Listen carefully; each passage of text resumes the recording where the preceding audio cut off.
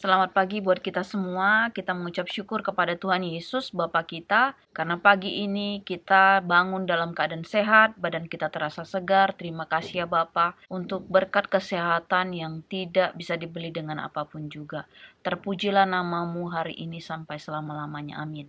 Kita di sini akan mulai membaca firman Tuhan kembali ya. Dan semakin ke sini semakin benar-benar ini membutuhkan yang namanya pengertian yang gak gampang juga. Menurut aku sendiri aja ini agak sulit dipahami dan tetapi aku mengerti akan maksud di mana Tuhan supaya kita benar-benar fokus itu baca firman Tuhan itu dengan cara mengundang Roh Kudus. Karena dengan kekuatan kita, pengetahuan kita itu terbatas ya.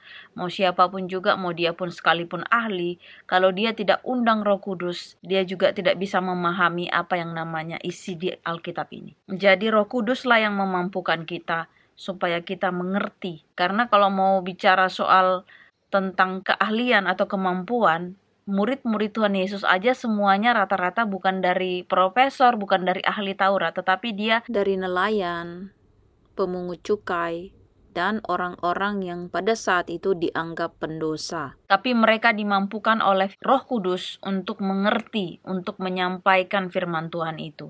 Bahkan pengetahuan mereka melebihi dari yang dikatakan ahli-ahli Taurat. Karena itu tadi kita undang Roh Kudus, kita berdoa. Bapa di sorga, terima kasih Bapa untuk kasih setiamu. Untuk pagi ini ya Bapa, Engkau bangunkan kami dalam keadaan sehat Bapa, badan kami terasa segar. Terima kasih Bapa untuk berkat-Mu yang berlimpah, terutama berkat kesehatan. Bapa di sorga, saat ini Bapa anak-anak-Mu akan membaca firman-Mu kembali. Bapa ajari kami, taruhlah apa yang ingin Engkau taruh di dalam hati kami masing-masing supaya kami dapat mengerti akan firman Tuhan, supaya kami juga dapat belajar dan juga menyenangkan hati-Mu melakukan firman Tuhan, dan biarlah nama-Mu dipermuliakan sampai selama-lamanya.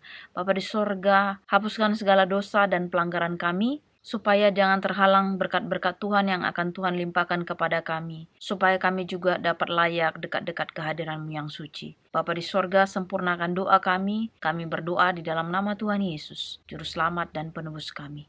Amin.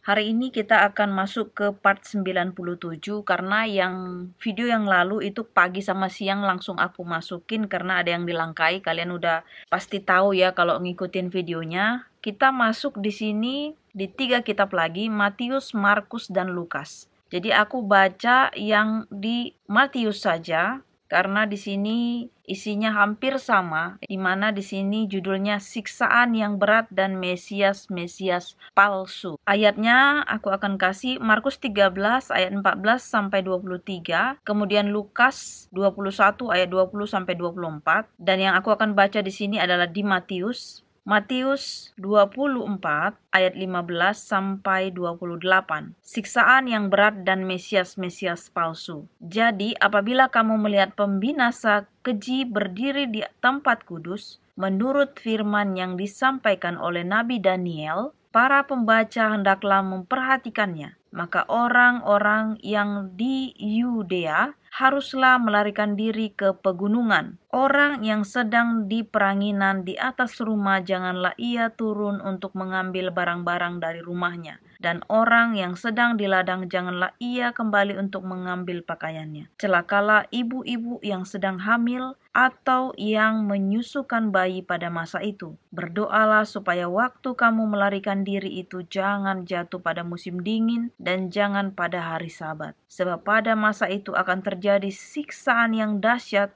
seperti yang belum pernah terjadi sejak awal dunia sampai sekarang dan yang tidak akan terjadi lagi. Dan sekiranya waktunya tidak dipersingkat, maka dari segala yang hidup tidak akan ada yang selamat. Akan tetapi oleh karena orang-orang pilihan waktu itu akan dipersingkat. Pada waktu itu, jika orang berkata kepada kamu, lihat, Mesias ada di sini atau Mesias ada di sana, jangan kamu percaya. Sebab Mesias palsu dan nabi-nabi palsu akan muncul dan mereka akan mengadakan tanda-tanda yang dahsyat dan mujizat-mujizat. Sehingga sekiranya mungkin mereka menyesatkan orang-orang pilihan juga. Camkanlah, aku sudah mengatakannya terlebih dahulu kepadamu. Jadi, apabila orang berkata kepadamu, lihat ia ada di padang gurun, janganlah kamu pergi ke situ. Atau lihat ia ada di dalam bilik, janganlah kamu percaya. Sebab sama seperti kilat memancar dari sebelah timur dan melontarkan cahaya sampai ke barat, demikian pula lah kelak kedatangan Anak Manusia, di mana ada bangkai, di situ burung nazar berkerumun. Jadi setelah kita baca ini, kita sudah memasuki di mana khotbah tentang akhir zaman.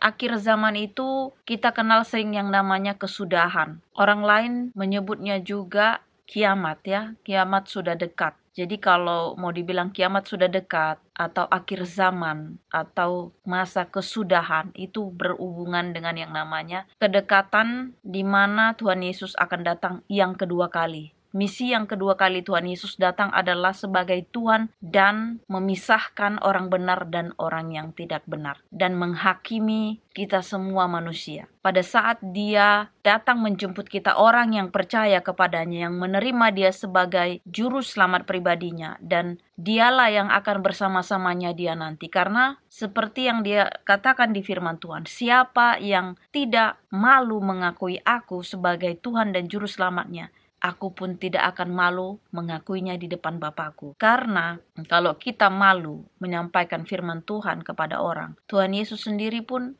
akan malu katanya. Artinya, kalau kita nggak mengakui Dia sebagai Bapa, bagaimana mungkin Dia juga mengakui kita sebagai anaknya? Jadi, kalau kita mau diakui sebagai anaknya, kita juga jangan malu. Jangan malu memberitakan Injil. Karena yang kita beritakan Injil ini, yang kita sampaikan adalah kabar baik, bukan kabar buruk. Ajaran Tuhan Yesus tidak akan pernah Dia mengatakan supaya kita menghakimi orang, membunuh orang, supaya kita melakukan yang keji kepada orang. Bahkan sebaliknya, Tuhan Yesus bahkan mengatakan, kasihanilah sesamamu manusia seperti dirimu sendiri. Berdoalah pada orang yang menganiaya kamu. Dan kalau kamu ditampar pipi kanan, kasih pipi kiri. Jadi ajaran Tuhan Yesus ini bukan ecek-ecek, bukan main-main. Tidak ada pernah ajaran seperti semurni ini, sesuci ini. Karena itu Dia adalah Tuhan yang benar-benar memang mempunyai otoritas yang sangat penting di kehidupan manusia itu sebenarnya. Tetapi sekali lagi aku ingatkan, setan bekerja untuk saat ini. Dia punya kesempatan. Karena setan itu kesempatannya pada sekarang ini, sebelum kiamat itu. Kalau kiamat Tuhan Yesus sudah datang, Dia nggak punya kesempatan lagi untuk menggoda manusia. Dia nggak punya kesempatan lagi untuk merampas manusia itu. Karena sudah dekat masanya itu, di mana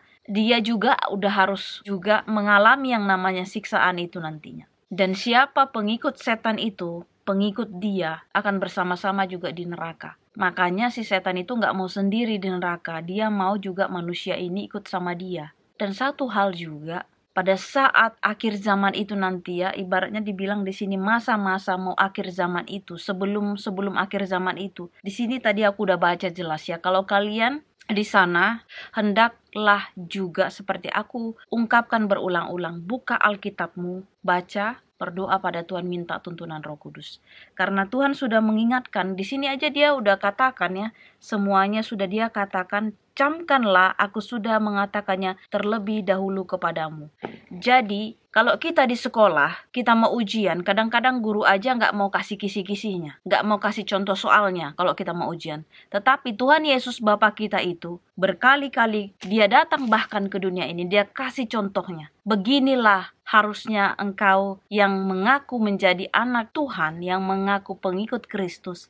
Hendaklah seperti ini perlakuanmu. Membantu orang, mendoakan orang, ya, menyembuhkan orang. Dan di situ dikatakan bahwasanya Tuhan Yesus tidak pernah melakukan dosa pada saat Dia jadi manusia di sini. Dia menjelma jadi manusia bukan mau main-main, bukan. Dia datang ke dunia ini, Dia ada purpose-nya, ada tujuannya. Untuk apa? Untuk menyelamatkan manusia. Dengan cara apa? Mati di kayu salib. Dia menebus dosa. Kalau kalian baca dari perjanjian lama itu, bagaimana orang memperdamaikan dengan Tuhan pada masa-masa Musa ya, di belakangnya itu Abraham dan Ayub. Kalian kalau nonton video aku baru ngerti. Gimana Ayub aja pada saat itu, pada saat anak-anaknya habis pesta, contohnya mereka minum anggur, pasti mabuk. Dan dia selalu mengorbankan domba untuk pendamaian. Karena dia takut kalau anak-anaknya pada saat mabuk berucap yang tidak baik, keluar kata-kata yang tidak baik, yang kotor dan sebagainya. Sehingga dia harus mengorbankan dombanya supaya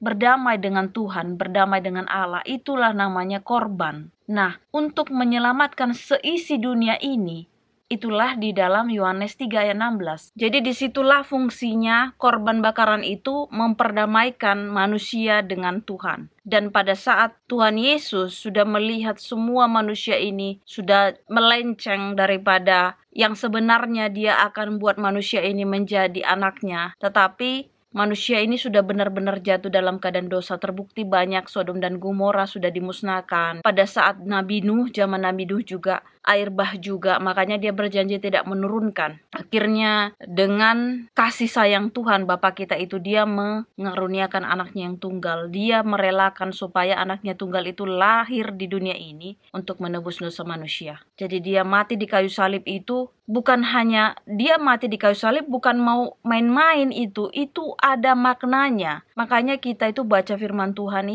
itu maknanya itu sangat besar, karena itulah dibayar lunas kita. Yang tadinya kita berdosa, kita nggak layak lagi.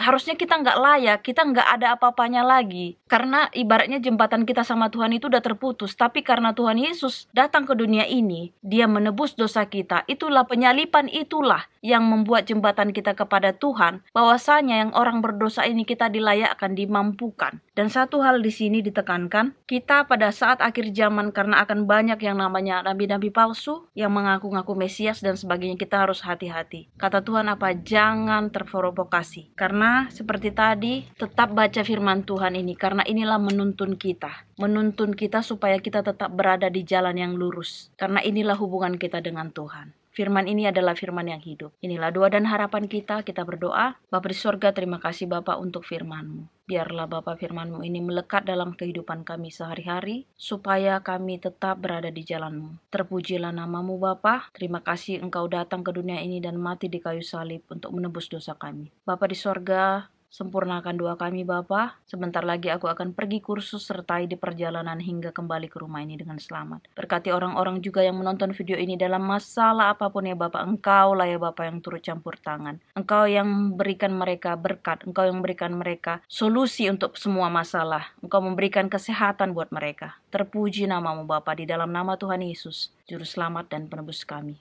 Amin. Terima kasih sudah menonton video ini. Tuhan Yesus memberkati. Amin.